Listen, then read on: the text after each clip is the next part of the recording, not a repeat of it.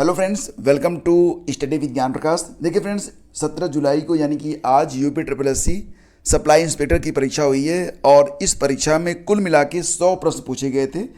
और ये जो 100 प्रश्न पूछे गए थे फ्रेंड्स, अगर आप तैयारी कर रहे हैं लेखपाल भर्ती परीक्षा की या फिर पेट परीक्षा की, तो ये प्रश्न आपके लिए बहुत इंपॉर्टेंट हैं। ये मॉडल क्वेश्चन की तरह आपके लिए काम करेंगे, यानी कि इसी पैटर्न पर आपको तैयारी करनी है। वैसे प्रश्नों का स्तर जो है वो बहुत ही डिफ़िकल्ट नहीं है, बहुत ही इजी कर सकते हैं आप, लेकिन जब इजी प्रश्न आते हैं तब एक दिक्कत हो जाती है कि तब मेरिट बहुत ज़्यादा जाती है और तब आपकी एक छोटी सी गलती भी आप पर भारी पड़ जाती है।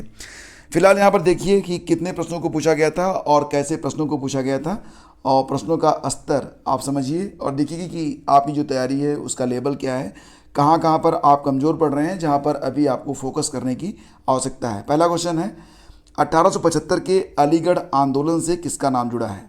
तो देखिए यहाँ पर सही जवाब है option D, sir Syed Ahmad Khan का नाम जुड़ा हुआ है 1875 के अलीगढ़ आंदोलन से।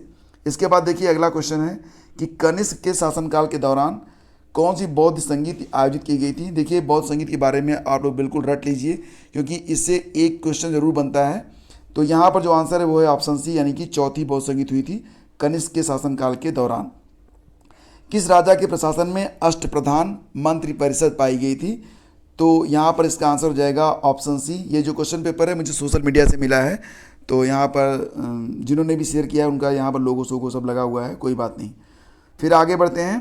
भारतीय राष्ट्रीय कांग्रेस के उस अधिवेशन के स्थान का नाम बताइए जहाँ पूर्ण स्वराज को अपना अंतिम लक्ष्य घोषित किया गया। तो ये जो अधिवेशन हुआ था कब हुआ था? 1929 में हुआ था, जिसकी अध्यक्षता पंडित जवाहरलाल नेहरू ने की थी। ऑप्शन ए यहाँ पर करेक्ट है। इसके पहले स्वराज की मांग की गई थी 1906 वाले अधिवेशन में भी, लेकिन इसमें जो सही जवाब है वो है ऑप्शन ए। फिर देखिए क्वेश्चन क्या है, नेक्स्ट क्वेश्चन नंबर 5 पे चलते हैं। और पांचवा प्रश्न पूछा गया था, निम्नलिखित में से किस लड़ाई में मुख्य विरोधियों को सही ढंग से नहीं बताया गया है? तो पानीपत की लड़ाई हुई थी बाबर और इब्राहिम लोदी के मध्य, तो ये तो बिल्कुल करेक्ट है। पानीपत की दूसरी लड़ाई टीपू सुल्तान और मराठा बताया गया, जो कि गलत है। तो बहुत ही सरल ऑप्शन यहाँ पर है, यही हमारा उत्तर हो जाएगा। ठीक है, ये हमारा आंसर हो जाएगा। और इसके बाद देखिए बताया गया है हल्दी घाटी का युद्ध, तो इसमें महाराणा प्रताप और अकबर, तो सही बात है ये। इसके बाद चलिए आगे चढ़ते हैं। अगला क्वेश्चन है कि असहयोग आंदोलन क्यों बंद कर दिया गया? असहयोग आंदोलन जो था वो क्यों बंद कर दिया गया था? तो चौरी चौरा घटना के कारण महात्मा गांधी ने असहयोग आंदोलन को रोक दिया था। ऑप्शन इसका सही है ए। फिर देखिए निम्नलिखित में महात्मा गांधी का कौन सा सत्याग्रह नील कृषकों की समस्याओं से जुड़ा हुआ था? तो ये था चंपारण सत्याग्रह। फिर देखिए अगला क्वेश्चन क्या है, निम्नलिखित में कौन राष्ट्रपति को पद की शपथ दिलाता है? तो राष्ट्रपति को पद की शपथ दिलाते हैं भारत के मुख्य न्यायाधीश, यानी कि ऑप्शन बी इसका करेक्ट है। और इसके बाद है भारत के संविधान में कितनी अनुसूचियाँ हैं?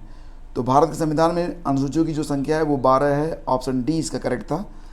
भारत के संविधान की प्रस्तावना को क्या कहा जाता है? इसको प्रेम्बल कहा जाता है, यानी कि विकल्प ए यहाँ पर करेक्ट है। हिंदी में इसको आप कहेंगे आमुख। फिर देखिए लोकसभा के चुनाव के लिए अर्हता प्राप्त करने के लिए न्यूनतम आयु क्या होनी चाहिए? तो लोकसभा के चुनाव के लिए अर्हता प्राप्त करने के लिए न्यूनतम आयु होनी चाहिए 25 साल। ऑप्शन ए करेक्ट है। और ये हो गया 11वां प्रश्न। फिर आगे बढ़ते हैं। अगला क्वेश्चन था कि भारतीय संविधान में मौलिक अधिकार की अवधारणा का स्रोत। तो भारतीय संविधान में जो मौलिक अधिकार की अवधारणा का स्रोत है वो यूएसए है, यानी कि इसका ऑप्शन ए करेक्ट है, अमेरिका से लिया गया है। फिर देखिए क्वेश्चन नंबर 13 पे आते हैं हम लोग। और प्रश्न है कि भारतीय संविधान के स्वतंत्रता, समानता और बंधुत्व के आदर्श कहाँ से लिए गए? तो ये सारी अच्छी बातें ली गई हैं फ्रांसीसी संविधान से। ऑप्शन ए यहाँ पर करेक्ट है। फिर कौन भारत के संविधान की मुख्य विशेषता नहीं है? भारत के संविधान की मुख्य विशेषता त्रिस्तरीय सरकार भी है, सार्वभौमिक वयस्क मताधिकार भी है, राजनीति के निर्देशक सिद्धांत भी हैं, सबसे छोटा लिखित संविधान नहीं है बल्कि सबसे बड़ा लिखित संविधान है। तो यही हमारा उत्तर हो जाएगा, ऑप्शन डी हमारा उत्तर हो जाएगा, जो कि भारतीय संविधान के लिए यह सुटेबल वाक्य नहीं है। कैबिनेट मिशन योजना के तहत गठित अंतरिम सरकार का नेतृत्व किया गया था किसके द्वारा? तो इसका आंसर हो जाएगा option B, Pandit Jawaharlal Nehru. Option B इसका बिल्कुल करेक्ट है। पंचायतों को संवैधानिक दर्जा किस अनुच्छेद के तहत दिया गया था? तो अनुच्छेद 243 के अंतर्गत, यानी कि इसका ऑप्शन सी करेक्ट है। पंचायतों को संवैधानिक दर्जा मिला था अनुच्छेद 243 के अंतर्गत। फिर देखिए प्रश्न है कि वन अनुसंधान संस्थान कहाँ स्थित है? तो वन अनुसंधान संस्थान ये मिलेगा आपको देहरादून में। ऑप्शन सी इसका करेक्ट है। भारत में एक वित्तीय वर्ष की अवधि होती है 1 अप्रैल से लेकर 31 मार्च तक, ये तो आप जानते ही हैं। बहुत ही आसान प्रश्न पूछे गए हैं, आप देख रहे हैं यहाँ पर। बंदी प्रत्यक्षीकरण भारतीय संविधान के किस भाग से संबंधित है? तो ये मौलिक अधिकार के अंतर्गत आता है, फंडामेंटल राइट्स। इसका विकल्प डी करेक्ट है। बेसिकली यहाँ पर बात हो रही है आर्टिकल 32 के बारे में। फिर देखिए, निम्नलिखित में किस स्थान पर भागीरथी और अलकनंदा नदी मिलकर गंगा नदी का निर्माण कराती हैं? तो ये स्थान है देवप्रयाग। बहुत ही बेसिक क्वेश्चन पूछे गए हैं, गलत अगर जो करेगा तो उसको काफ़ी खामियाजा भरना पड़ेगा, क्योंकि जब प्रश्न सरल होते हैं तो गलती नहीं होनी चाहिए। और इसमें जो थोड़े से प्रश्न होंगे जो कि कठिन लेवल के होंगे, बस वही निर्णायक होंगे, बाकी के उत्तर तो सभी लोग दे लेंगे। बांदीपुर राष्ट्रीय उद्यान कर्नाटक में मिलेगा आपको, 21 का ऑप्शन डी करेक्ट है। और फिर देखिए क्वेश्चन नंबर आते हैं 22 पे।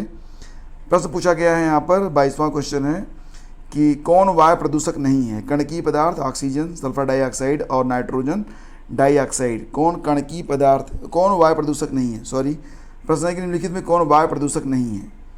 तो सही जवाब इसका क्या हो जाएगा? ऑप्शन बी, ऑक्सीजन जो है यह वायु प्रदूषक नहीं है। फिर देखिए, किस रक्त समूह को सार्वत्रिक दाता कहा जाता है? Universal donor, option D correct है, ओ को कहा जाता है। और कौन सी संस्था भारत में मौद्रिक नीति बनाती है? तो मौद्रिक नीति बनाने वाली जो संस्था है वो आरबीआई होती है, reserve bank of India, option B correct है इसका। पौधे का नर प्रजनन अंग होता है पुंकेसर, इसको स्टामेन कहते हैं, ऑप्शन ए इसका करेक्ट होगा। और त्वचा की सबसे ऊपरी परत को क्या कहते हैं? इसको कहते हैं अधिचर्म, that is epidermis, option A correct है। फिर देखिए अगला क्वेश्चन क्या है कि धाराएं विद्युत की सुचालक क्यों होती हैं? क्योंकि उसमें फ्री इलेक्ट्रॉन होते हैं, तो ऑप्शन ए करेक्ट है। ठीक है। फिर देखिए अगला क्वेश्चन, उस योजना का नाम क्या है जिसके तहत भारत की पहली गैर सरकारी ट्रेन सेवा को हरी झंडी दिखाकर रवाना किया गया है? यह भारत गौरव योजना है, ऑप्शन बी करेक्ट है इसका। फिर देखिए नेक्स्ट क्वेश्चन है, निम्नलिखित में किस केंद्रीय मंत्रालय ने लक्षित क्षेत्र में उच्च विद्यालयों में छात्रों के लिए आवासीय शिक्षा योजना श्रेष्ठ योजना को स्टार्ट किया है? सामाजिक न्याय और अधिकारिता मंत्रालय ने, विकल्प ए इसका करेक्ट है। और फिर ये है क्वेश्चन नंबर 30। प्रश्न पूछा गया है कि किस राज्य में सबसे पहले संपूर्ण साक्षरता अभियान यानी कि TLC को स्टार्ट किया गया? तो ये जो योजना थी स्टार्ट की गई थी केरल में। तो फ्रेंड्स, इस प्रकार से कुल मिला के 100 प्रश्न पूछे गए थे। बाकी के जो प्रश्न हैं वो नेक्स्ट पार्ट में आप वॉच कर सकते हैं, लिंक वीडियो के डिस्क्रिप्शन में दिया गया है। और ये जो वीडियो है मैं थोड़ा सा जल्दी में बना रहा था, क्योंकि मुझे लगा कि आप लोगों को एक आइडिया देना पहले ज़रूरी है, उसके बाद संपूर्ण क्वेश्चन पेपर को नेक्स्ट वीडियो में हम लोग कर लेंगे डिस्कस। तो अगला जो वीडियो है यानी कि जिसमें सभी 100 प्रश्नों को किया गया है डिस्कस, तो उसको आप लोग जरूर वॉच कीजिएगा, लिंक वीडियो के डिस्क्रिप्शन में आपको मिल जाएगा। Thank you so much.